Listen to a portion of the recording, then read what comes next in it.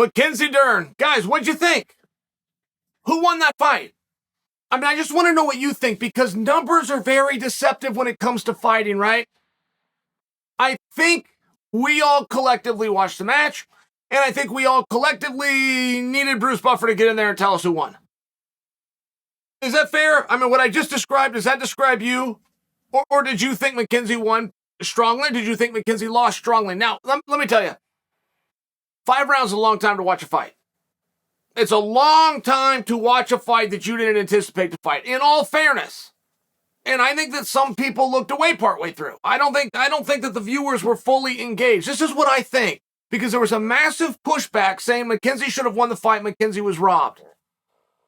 Now, if you're watching something and you're partially watching it, you're into that first round, you're into that first 8-9 minutes, you get a little bit distracted, you come back. At the very end, right before the announcement were made, they put up what I know is CompuBox. I know that is, I think CompuBox is actually the name of a company, but those fight stats, right? And they were very much in Dern's favor. Dern had more takedown, Dern had more time on the ground, Dern had a whole bunch more strikes.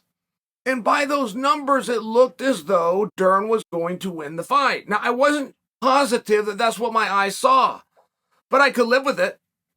If Dern would have won, I would not have screamed robbery. It was one of those matches, for me at least.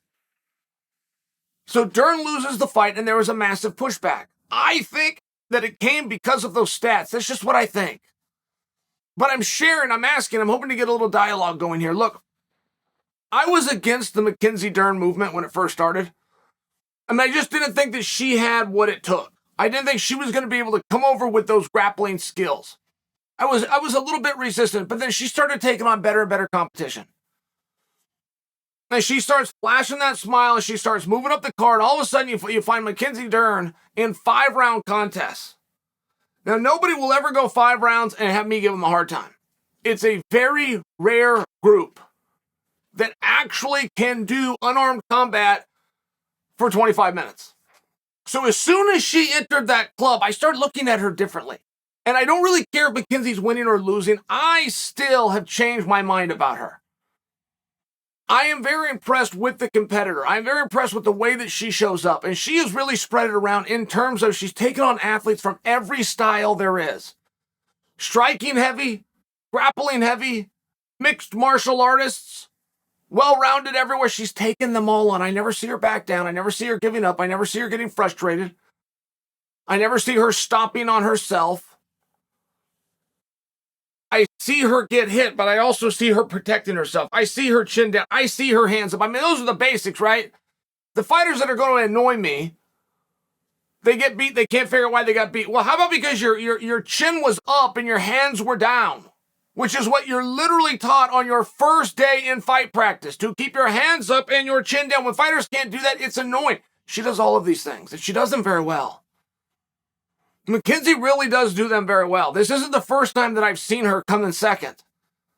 But I will share with you, it's yet another performance that she's had where she did not get blown away. Nobody's out there controlling her. Nobody's out there whipping her.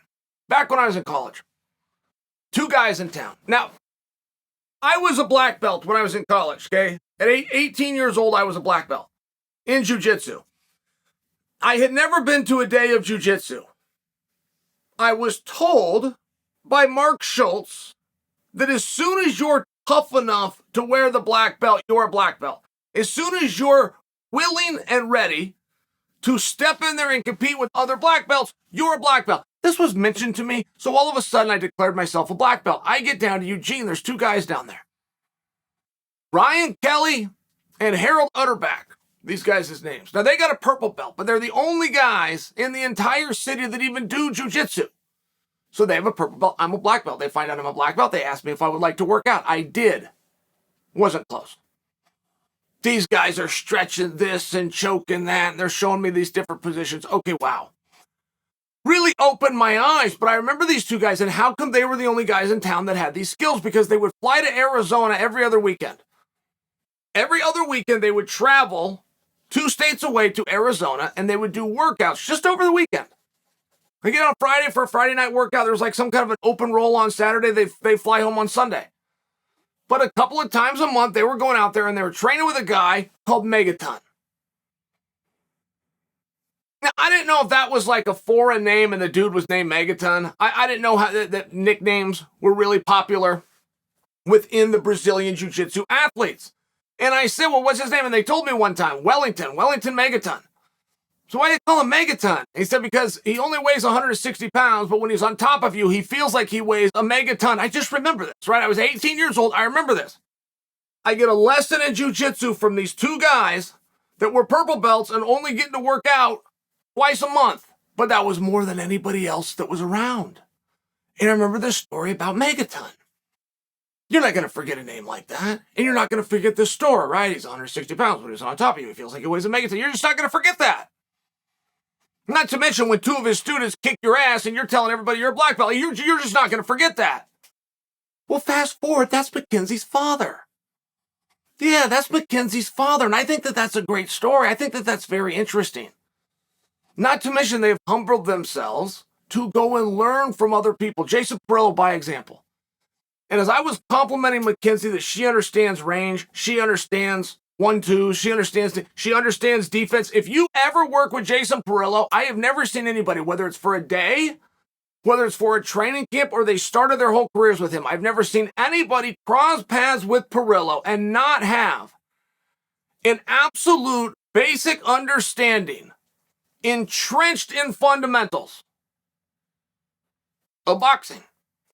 Perillo teaches these guys and sends them back to day one. And all of his guys, all of his gals, all of his athletes, they got their hands up, they got their chins down. A really good understanding of the basics. And I think that Mackenzie's having a little bit of a hard time. And I got to make an excuse for her, guys. I'm not positive she won that fight. I know there's a lot of pushback saying that she won. Even the word robbed, I don't know about that. I don't know about that. Even though everything was in her favor, a lot of those came within the same rounds, the rounds that she won. You can hit a person 300 times, they can hit you 20 times, and the 20 times wins, depending at what point in the fight that comes about. You can take a person down 4 times, they never take you down once. But if you got those 4 takedowns spread over 2 rounds and there's 3 others to go, right? I mean, it's one of these things, and you always got to explain it from the very beginning. Most of you I just condescended to, but we have new fans. We have new viewers that don't understand how the fight stat and the punch count could be so far the other side of the spectrum as the outcome of the contest. All right. But one thing about Mackenzie, and I got to go back to this. I feel as though when she's conserving energy, when she's burning and when she's burning hot and when she's got to go on a sprint versus when she's got to recoup, when she's got to get a couple of good breaths, I feel as though we keep messing with her. One night she's got to go do it for 3 rounds, and another night she's got to go for 5 rounds. And she's got to do 5 rounds again, then she's back to 3 rounds. It's one of those things where I feel as though when the contest is over, she's still got a little bit of energy left, which is a game you must play with yourself. You must preserve a little bit of energy. You must. You don't know what's coming. You don't know what's next. Coaches will tell you not to. They'll tell you to put your foot down, go full speed. But if you're the athlete and you're in there, you must be ready to follow the basic rule, which is to protect yourself at all times, which you've got to save a little energy for. And I feel as though when we keep bouncing her from 3 rounds to 5 rounds, how's she ever supposed to learn that? How's she ever supposed to really know when to go? It's just a suggestion and it's just a thought.